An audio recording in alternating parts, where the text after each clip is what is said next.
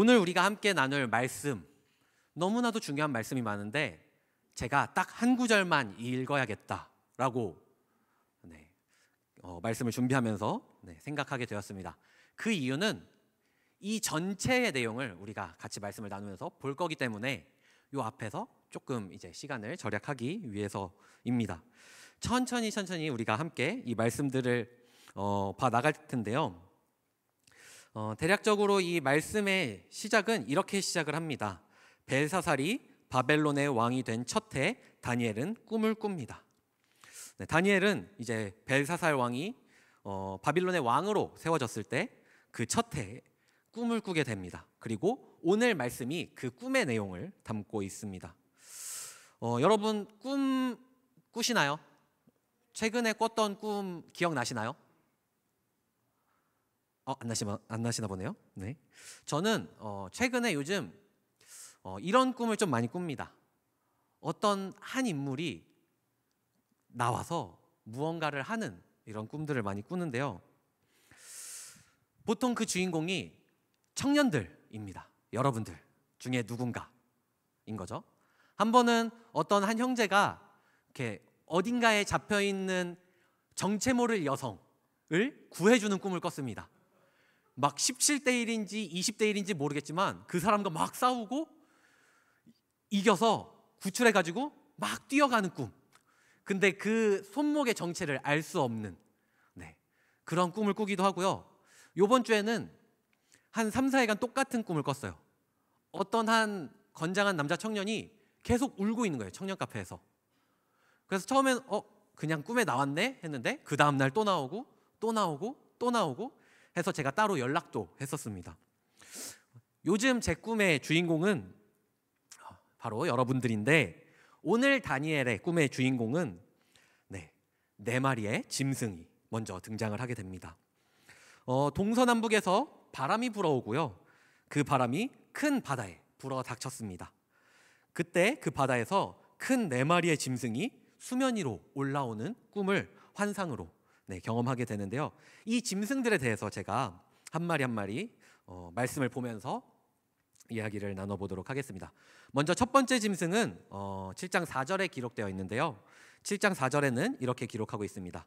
첫째 짐승은 사자와 같이 보였으나 독수리의 날개를 가지고 있었다.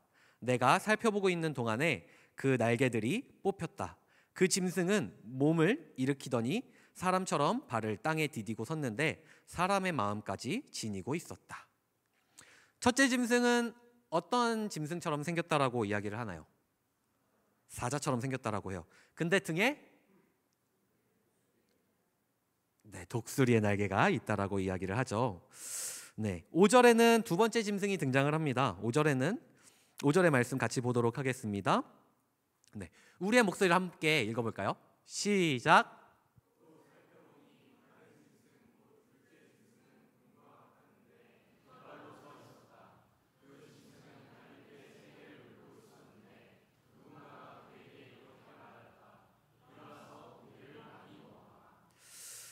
두 번째 짐승은 곰과 같이 생겼대요.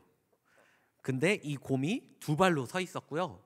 입에는 갈빗대를 3개를 물고 있었다라고 합니다.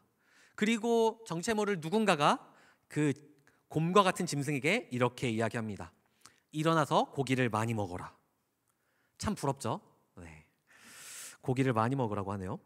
자, 6절의 말씀엔 세 번째 짐승이 등장합니다. 6절의 말씀 제가 읽도록 하겠습니다. 그 뒤에 내가 또 살펴보고 있는데 또 다른 짐승이 나왔다. 그것은 표범처럼 생겼으나 등에는 새의 날개가 4개나 있었고 머리도 4개나 달려 있었으며 아주 권위가 있어 보였다. 세 번째 짐승은 마치 표범처럼 생겼습니다. 그런데 등에는 4개의 날개가 있고요. 또 머리도 4개가 있습니다. 그리고 마지막 네 번째 짐승은 어떤 다른 짐승들보다 자세하게 기록하고 있습니다. 7절과 8절을 통해서 기록하고 있는데요. 이 말씀 함께 한 목소리로 읽도록 하겠습니다. 시작. 내가 밤의 환상을 계속 살펴보고 있는데 넷째 짐승이 나왔다. 그것은 사납고 무섭게 생겼으며 힘이 아주 세었다. 이 짐승은 쇠로 된 큰 이빨을 가지고 있어서 그것으로 먹이를 잡아먹고 으스러뜨리며 먹고 남은 것은 발로 짓밟아 버렸다.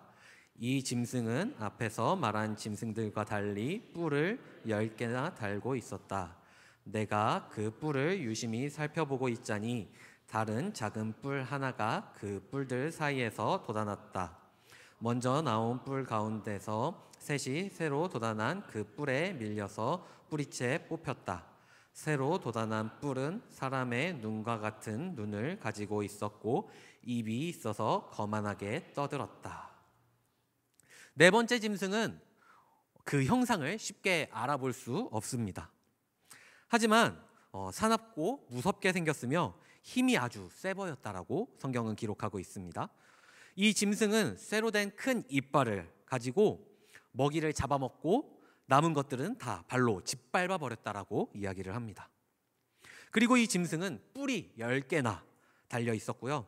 그 크고 강한 뿔이 하나가 자라나자 3개의 뿔이 뽑히게 되기도 하고 또 그 강한 뿔에는 눈과 입도 있었다라고 합니다. 이 다니엘이 본 환상 속 네 짐승이 의미하는 바가 있습니다. 그 의미하는 바가 뭘까요? 네, 이 의미가 17절에 기록되어 있습니다. 우리 함께 17절을 한 목소리로 읽도록 하겠습니다. 시작.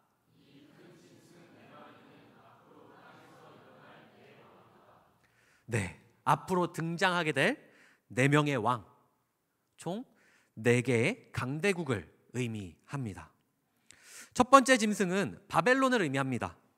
사자의 등에 독수리의 날개가 달린 것, 그렇게 생겼다라고 이제 성경은 기록을 하고 있는데 예레미야 49장 19절과 22절에서는 에돔을 공격하는 느부갓네살 왕의 모습을 사자와 같고 또 독수리와 같다라고 표현을 합니다. 그리고 두 번째 짐승은 메대와 바사의 연합국을 의미합니다. 이 짐승은 뒷발로 서 있었다고 이야기하는 거 기억하시죠? 목사님만 기억하시는 것 같은데, 네, 뒷발로 서 있었다고 이야기를 했는데요. 이것은 그냥 두 손이 자유롭고 이런 것이 아니라 앞뒤가 균형이 맞지 않는 것을 의미합니다. 메대와 바사 두 연합 국가가 처음에는 힘을 합쳐서 연합국으로서 시작을 했지만 훗날에는 바사 제국에게 모든 권력을 빼앗기고 통합되게 됩니다. 바사의 힘에 메대가 사로잡히게 되는 것이죠. 그리고 3개의 갈빗대를 물고 있었다라고 이야기를 하는데 이는 당시 메대 바사 제국이 섭렵한 나라들을 의미하기도 합니다. 누군가 일어나서 고기를 많이 먹으라고 이야기한 것은 페르시아가 앞으로 난폭하게 날뛸 것을 예언한 이야기이기도 합니다. 세 번째 짐승은 표범과 같다라고 이야기를 했습니다. 또 날개가 있었다라고 이야기합니다. 이는 그들이 얼마나 날쌘 민족이었는지를 우리에게 보여줍니다. 이 민족은 헬라 제국입니다. 우리가 잘 알고 있는 알렉산더 대왕, 이 알렉산더 대왕이 이끌고 있던 나라였습니다. 알렉산더는 말을 굉장히 잘 탔다라고 해요. 그래서 기동성이 뛰어나서 여러 민족들을 제패했다고 합니다. 이것을 표범에 비유한 겁니다. 표범처럼 날쌔게 세상을 제패했던 모습을 표현한 것이죠. 그리고 알렉산더 왕 이후에는요, 통치자가 4명으로 갈라지게 됩니다. 그래서 4명의 왕이 이 헬라 제국을 함께 다스렸다라고 하죠. 그래서 머리가 4개인 것입니다. 그리고 마지막 4번째 짐승은 조금 있다가 함께 살펴보도록 하겠습니다. 자, 아직 환상은 끝나지 않았습니다. 그 이어지는 환상 가운데에는 한 옥자가 등장을 하게 됩니다. 그리고 거기에는 누군가가 앉아 있는 것을 볼 수가 있습니다. 그분을 옛적부터 계신 분이라고 이야기를 합니다. 그분의 모습은 옷이 눈처럼 희고 머리카락은 양털같이 깨끗하다라고 성경은 기록하고 있습니다. 7장 9절의 말씀인데요. 함께 우리가 읽어보도록 하겠습니다. 시작.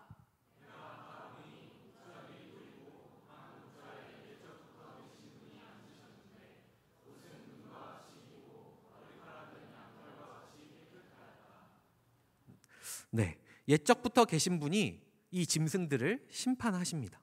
그리고 네 번째 짐승은 살해하고 또 시체는 불에 던지기도 하십니다. 그리고 나머지 짐승들은 힘을 잃었다라고 성경은 기록을 하고 있습니다. 네, 이 옛적부터 계신 분 이후에 또 다른 이가 등장을 하는데요. 그분은 인자 같은 이라고 합니다. 하늘에서 구름을 타고 와서 옛적부터 계신 분에게 나아가 그 앞에 서기도 하고요. 그리고 옛적부터 계신 분은 그 인자 같은 이에게 권세와 영광을 주신다라고 다니엘 7장 13절과 14절에 기록을 하고 있습니다. 제가 읽어드리겠습니다. 내가 밤에 이러한 환상을 보고 있을 때에 인자 같은 이가 오는데 하늘 구름을 타고 와서 옛적부터 계신 분에게로 나아가 그 앞에 섰다. 옛부터 계신 분이 그에게 권세와 영광과 나라를 주셔서 민족과 언어가 다른 뭇 백성이 그를 경배하게 하셨다. 그 권세는 영원한 권세여서 옮겨가지 않을 것이며 그 나라가 멸망하지 않을 것이다. 인자 같은 이가 오셔서 옛적부터 계신 이가 그 모든 권세와 영광을 또 나라를 주시고 민족과 언어가 다른 모든 백성들이 그를 향해 경배할 거라고 다니엘의 환상은 이야기를 하고 있습니다. 그런데 이 영광과 권세는 영원한 것이고요. 옮겨가지 않을 것이고 멸망하지 않을 나라입니다. 옛부터 계신 이와 인자 같은 이 누구인지 조금 감이 오시나요? 네, 여러분들 생각하는 그대로 하나님과 예수님에 대한 이야기입니다. 하나님은 예수님에게 하나님 나라와 권세를 주셨습니다. 조금 더 정확한 표현을 좀 사용해 보자면 하나님 나라의 권세와 나라가 예수님을 통해서 나타날 수 있도록 하셨습니다. 어떻게 우리가 그 하나님 나라와 하나님 권세를 볼 수 있도록 하셨을까요? 예수님을 이 땅에 보내셔서 우리를 구원하시고 우리가 그것을 믿음으로 말미암아 누릴 수 있도록 하신 것입니다. 자, 다니엘의 환상은 이러한 내용을 가지고 있습니다. 그렇다면 다니엘이 천사에게 이 환상에 대해서 해석을 요구하는데 우리가 그 해석을 좀 보면서 좀 더 깊게 파헤쳐 보았으면 좋겠습니다. 다니엘은 이 환상 때문에 마음이 괴롭고 머리가 복잡했습니다. 그래서 천사에게 그 뜻을 물어보게 됩니다. 아까 앞에서 보았던 것처럼 큰 네 마리의 짐승은 무엇을 의미한다고요?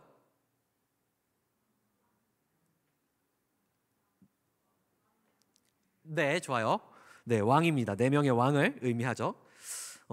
하지만 가장 높은 분이 이 나라를 얻어 성도들에게 줄 것이라고 천사는 이야기합니다.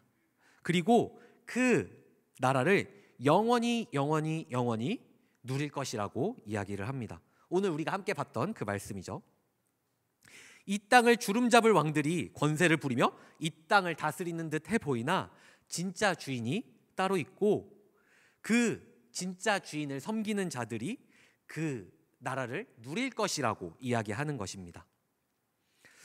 여기에 보면 영원히라고 3번을 이야기합니다. 반복해서 이야기한다라는 것은 강조하는 것을 의미합니다. 그런데 3번이나 이것을 반복했다라는 것은 완전함을 이야기합니다.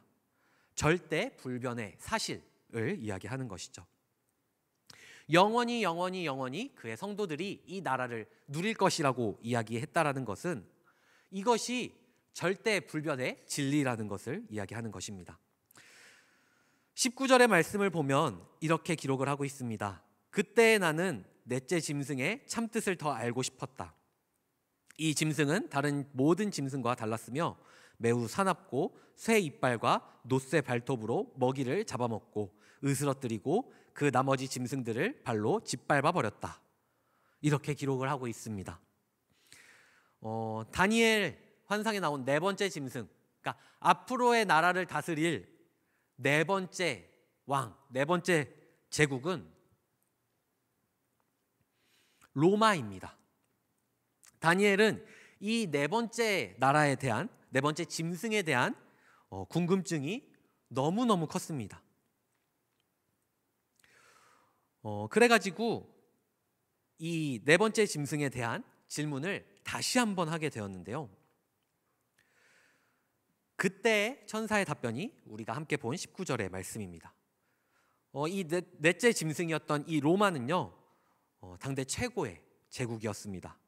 당연히 그 공포감은 어떤 나라들과도 비교할 수가 없었었고요. 그들은 잔인하고 잔혹하기도 했습니다. 많은 사람을 죽이기도 하였고 또 폭력으로 다스리기도 하였습니다. 이 로마를 상징하는 넷째 짐승은 새로 돋아나는 뿔이 있었다라고 이야기를 합니다. 뿔은 왕을 상징합니다. 이 뿔이 성도들과 전쟁을 한다라고 성경은 이야기를 해요. 그리고 성도들은 이 전쟁에서 패배했다라고 이야기를 합니다. 로마는 그리스도인들과 싸웠고요. 그들을 탄압했고 그들을 사로잡았습니다.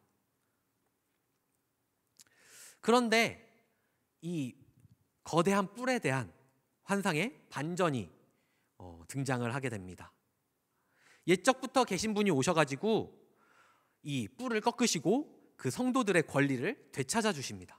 그리고 성도들이 자기의 나라를 되찾게 됩니다. 이것은 단순히 그들이 포로에서, 노예에서, 종에서 자유를 얻었다는 것을 이야기하는 것이 아닙니다. 이것은 시대에 결박되지 않고 자유를 누리고 있음을 이야기하는 것이죠. 고린도전서 15장 24절은 이렇게 기록하고 있습니다. 그때가 마지막입니다. 그때에 그리스도께서 모든 통치와 모든 권위와 모든 권력을 폐하시고 그 나라를 하나님 아버지께 넘겨드리실 것입니다. 모든 권력과 통치와 권위를 하나님의 것으로 삼으시고 다스리십니다. 하나님 나라가 이루어지는 것을 이야기하시는 거죠. 그리고 나서 25절에는 다음과 같이 기록을 합니다. 그가 가장 높으신 분께 대항하여 말하며 가장 높으신 분의 성도들을 괴롭히며 정해진 때와 법을 바꾸려고 할 것이다. 성도들은 한 때와 두 때와 반 때까지 그의 권세 아래 놓일 것이다. 이 뿔이요, 그 로마 제국이요, 그 강한 힘, 세상의 강한 힘이 하나님 앞에 계속해서 대항합니다. 반항하고요, 그것에 하나님 이름 앞에 굴복하지 않습니다. 그들은 계속해서 미혹하고요, 세상을 자기의 뜻과 자기의 법대로 다스리려고 합니다. 그들은 그리스도인들을 박해하고요, 하나님의 권위에 도전하고자 합니다. 하지만 하나님께서는 성도들이 한때, 두때, 반때까지만 그 로마의 권세에 놓이고 그 이후에는 자유를 얻게 하실 것이라고 선포합니다. 자, 좀 지루하시죠? 네. 우리가 이 시점에서 요한계시록의 말씀을 함께 좀 보았으면 좋겠습니다. 요한계시록 13장의 말씀을 보았으면 좋겠는데요. 요한계시록 13장 5절에는 이렇게 기록을 하고 있습니다. 여러분들의 목소리로 함께 읽어보도록 하겠습니다. 시작.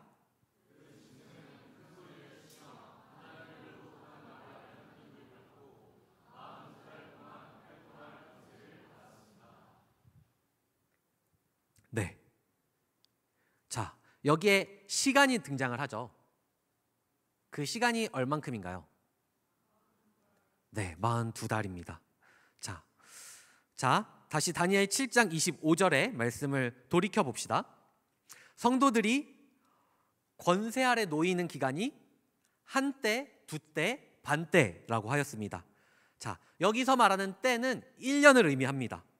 한때, 두때, 반때, 총 몇 년이죠?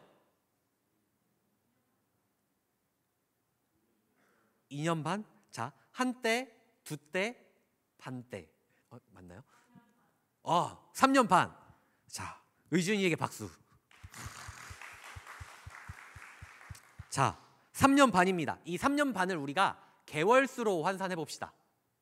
자, 이거 계산하려고 계산기 두드리는 분 안 계시죠? 네. 자, 3년 반을 개월수로 하면은 몇 개월일까요? 42개월 맞습니다. 42개월입니다. 요한계시록 13장 5절에서도 이야기를 했습니다. 42달 동안 활동할 권세를 받았다라고. 계시록에 등장하는 짐승은 42달 동안만, 42개월 동안만 활동한 권세를 받았습니다. 우리가 이 요한계시록 13장의 말씀을 조금 더 같이 보았으면 좋겠습니다. 네, 1절부터 5절까지의 말씀인데요, 우리가 한 절씩 교독해서 보도록 하겠습니다. 저 한 절, 여러분 한 절 보고요, 마지막 5절은 우리가 함께 보도록 하겠습니다. 제가 먼저 읽겠습니다. 나는 바다에서 짐승 하나가 올라오는 것을 보았습니다.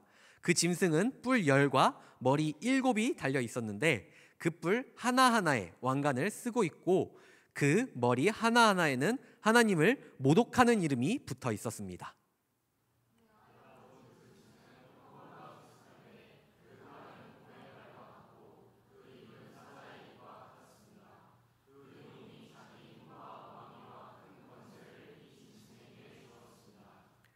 그 머리들 가운데 하나는 치명상을 입은 듯 하였습니다. 그러나 그 치명적인 상처가 나으니 온 세상은 놀라서 그 짐승을 따라갔습니다.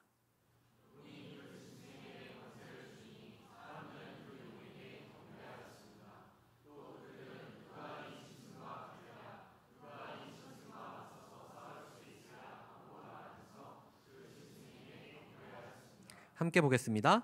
그 짐승은 큰 소리를 치며 하나님을 모독하는 말을 하는 입을 받고 42달 동안 활동할 권세를 받았습니다. 자, 1절에 보면 바다에서 짐승이 올라왔다라고 이야기를 합니다. 벌써부터 뭔가 심상치 않죠? 그리고 그 짐승은 뿔이 10개가 있었고 머리가 7이라고 합니다. 자, 아까 보았던 네 번째 짐승의 뿔이 몇 개라고 했었죠? 10개라고 했었죠. 자, 그리고 머리가 7개라고 했습니다. 첫 번째 짐승이 머리가 하나, 두 번째 짐승이 머리가 하나, 세 번째 짐승이 4개, 네 번째 짐승이 하나, 7입니다. 자, 이렇게 이러한 머리의 수를 가지고 있고요. 자, 그 다음에 어떻게 생겼는지를 좀 보겠습니다. 표범과 같이 생겼고요. 발은 곰의 발을 하고 있고요. 입은 사자의 입과 같다고 이야기를 합니다. 자, 이 짐승의 모습 어디서 많이 본 짐승 아닙니까? 다니엘 말씀에서 우리가 함께 봤죠. 자, 그런데 여기에는 못 본 짐승이 등장합니다. 용이 등장을 하죠. 용은 뱀처럼 생긴 동물입니다. 뱀이 어떤 짐승인가요? 인간이 처음 죄를 지을 때 하와를 유혹했던 그 악의 상징과도 같은 그러한 동물입니다. 그 머리들 가운데 하나는 치명상을 받았다라고 이야기를 하고요. 그 뱀은 창세기 3장 15절에서 내가 너로 여자와 원수가 되게 하고 너의 자손을 여자의 자손과 원수가 되게 하겠다. 여자의 자손은 너의 머리를 상하게 하고 너는 여자의 자손의 발꿈치를 상하게 할 것이다 라고 성경은 기록하면서 머리에 상처를 입고 상하게 된다라고 성경은 기록합니다. 자, 이 계시록의 말씀에서는요, 그 상함이 회복되었다라고 이야기를 해요. 그리고 자기가 가진 힘과 왕위와 권세를 통해서 이 짐승에게 힘을 주고 그 짐승이 세상을 누비게끔 합니다. 여러분, 이 모습들 우리가 처해 있는 상황과 같지 않습니까? 우리는 분명 하나님은 예수님을 보내주셨고 또 그래서 이 세상에 죄악과 심판을 통해 구원받았다라고 믿고 있습니다. 하지만 우리는 세상의 유혹에 또 무너지는 삶을 살아가죠. 그러다 보면 어느 순간 나도 모르는 사이에 하나님을 기뻐하고 하나님을 사랑한다라고 고백하기로 했는데 세상의 쾌락을 즐거워하고 세상의 유혹과 시험 가운데 그것을 누리며 살아갈 정도로 하나님을 멀리하는 삶을 살아갈 때도 있습니다. 세상이 유혹하고 우리의 삶을 흔들어 놓는데 우리는 그것을 사랑할 때가 너무나도 많죠. 이 짐승이 바로 이러한 우리의 삶의 상황을 이야기하고 있는 것입니다.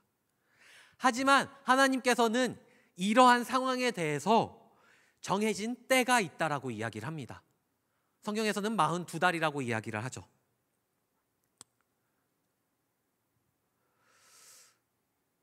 그 끝은 하나님의 심판을 통해 짐승이 모든 권세를 뺏기고 멸망하여 없어질 것이라고 이야기를 합니다. 우리가 함께 본 다니엘 7장에서 그렇게 이야기를 해요.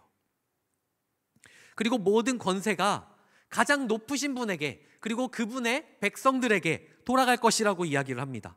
세상의 모든 권세를 가진 통치자들이 가장 높으신 분을 섬기며 그분에게 복종할 것이라고 이야기를 해요. 여러분, 우리는 어떤가요? 우리는 무엇을 섬기고 또 무엇을 경배하며 살아가나요?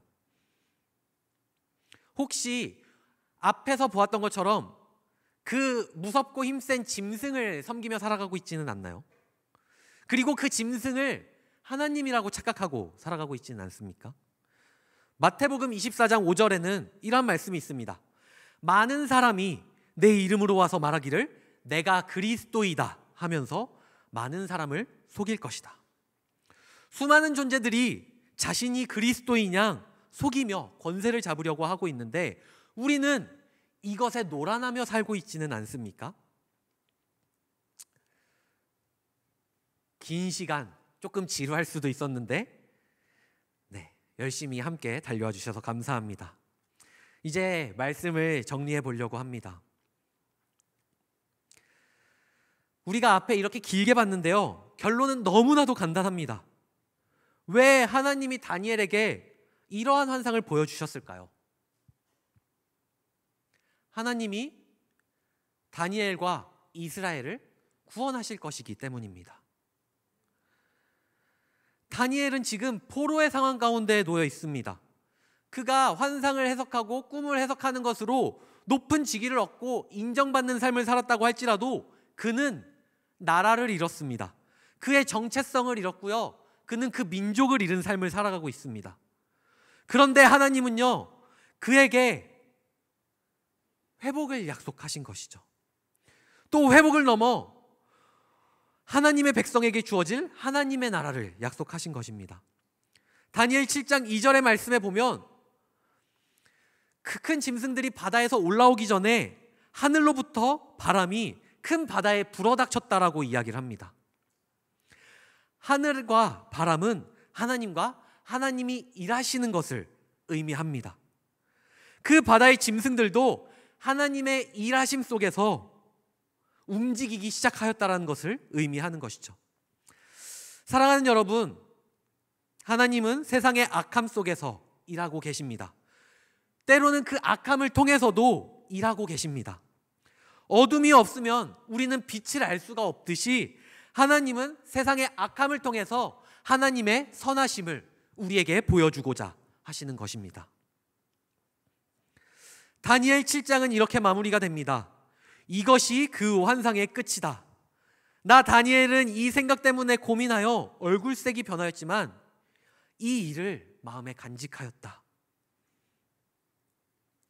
다니엘은 이 환상을 보고서 자신이 살아가고 있는 이 세상에 대한 고민, 걱정, 두려움 다 해소되지 않았습니다. 그럼에도 불구하고 그 걱정과 고민과 두려움이 마음 가운데, 생각 가운데 남아 있었습니다. 하지만 그렇다고 해서 하나님이 약속하신 그 하나님 나라를 잊고 살아간 것이 아닙니다. 그것을 마음 가운데 새기며 그것을 꿈꾸며 그것을 삶의 바탕으로 삼고 살아간 것입니다. 여러분, 여러분의 앞날은 어떨 것 같습니까? 누군가는 강한 자신감에 의해서 나는 내일은 뭘 할 거고 다음 달엔 뭘 할 거고 내년엔 뭘 할 거고 10년 뒤엔 뭘 할 거야, 완벽한 계획이라고 자부하며 살아가는 사람도 있겠죠. 하지만 누군가는 나 내일 뭐 하지? 내일을 살아간다고 치지만 나 앞으로 3년 뒤에 5년 뒤에는 어떻게 살아가지? 나 계속 이렇게 살아가도 되나? 나 어떠한 삶을 살아야 되지? 이게 맞는 건가? 하는 두려움에 놓이신 분도 계실 것입니다. 우리의 마음이 그럴 때에도 하나님은 우리의 삶 가운데에서 일하고 계십니다. 그리고 그 삶 가운데에서도 하나님은 하나님의 나라를 이루어 가시며 우리 가운데 임할 하나님 나라를 회복시키기 위하여서 일하고 계십니다. 여러분, 하나님 나라를 누리기를 소망하십니까? 하나님 나라를 누리기 소망하신다면 하나님이 약속하신 그 나라를 마음에 간직하시기를 소망합니다. 우리가 이 마음도 간직하지 않고 어떻게 하나님 나라를 소망하겠습니까? 어떻게 하나님 나라를 꿈꾸겠습니까?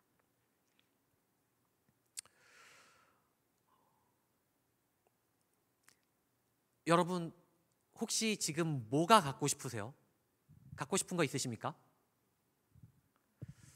네, 갑자기 이런 얘기를 해서 조금 뜬금이 없죠.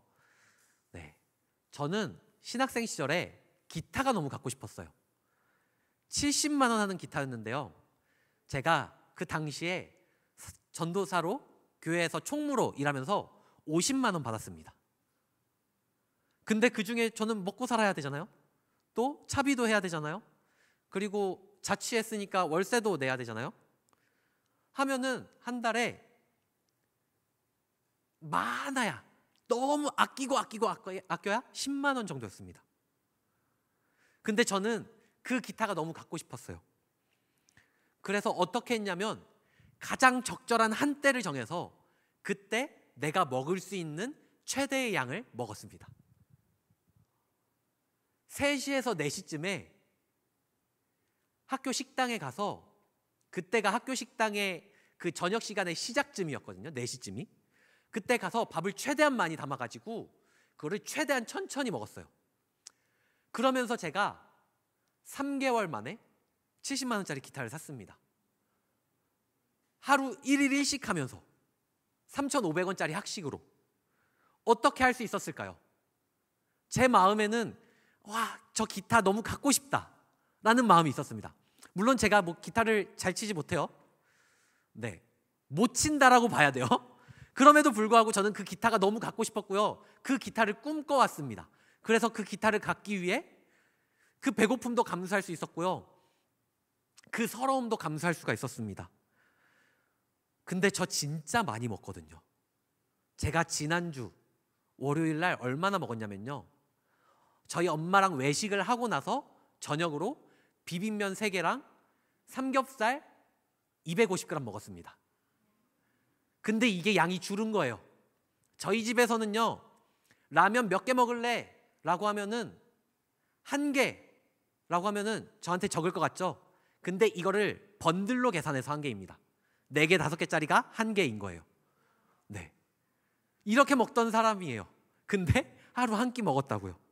근데 이게 왜 가능했을까요? 그 기타를 마음에 품고 꿈꿨기 때문에요. 여러분, 하나님 나라를 마음에 품으시기를 소망합니다. 간직하시기를 소망합니다. 그리고 그 마음에 간직한 것을 따라가고 그 간직한 것을 꿈꾸다 보면 우리에게도 하나님 나라가 임할 것입니다. 그리고 하나님은 하나님 나라가 임할 것을 우리에게 이 다니엘의 환상을 통해서 약속하셨습니다. 그러니 여러분, 지금부터 마음의 품으심으로 누리시기를 소망합니다. 이 하나님 나라는 돈의 환율처럼 오르락내리락 변하지도 않고요. 직업의 가치처럼 변하지도 않고요. 내가 가지고 있는 어떤 소중한 물건처럼 상하거나 소모되지도 않습니다. 이 하나님의 나라는요, 영원히 절대 불변하게 늘 우리와 함께하고 우리 가운데 임하는 것입니다. 그러니 다른 것 쫓지 말고 힘들어도 외로워도 지쳐도 변하지 않을 하나님 나라를 꿈꾸시며 살아가는 여러분들 되시기를 간절히 소망합니다. 우리 이 시간에 함께 찬양하였으면 좋겠습니다. 하나님은요, 우리에게 하나님 나라를 허락하시기 위해 그 악한 짐승들을 다 죽이시고 권세를 빼앗으시고 불태우셨다라고 이야기를 합니다. 하나님은 악함을 통해서 일하신다라고 하셨죠. 하나님은 공의로 우리의 삶 가운데 일하고 계십니다. 또 그 공의로 이 땅을 다스리실 것이고 우리에게 하나님 나라를 맛보게 하실 것입니다. 하나님의 공의가 이 땅 가운데 임할 때 하나님의 자녀된 우리는 그 공의 앞에서 하나님 나라를 바라보며 누릴 것입니다. 이것을 믿음으로 고백하며 우리가 함께 찬양하며 나아가기를 소망합니다.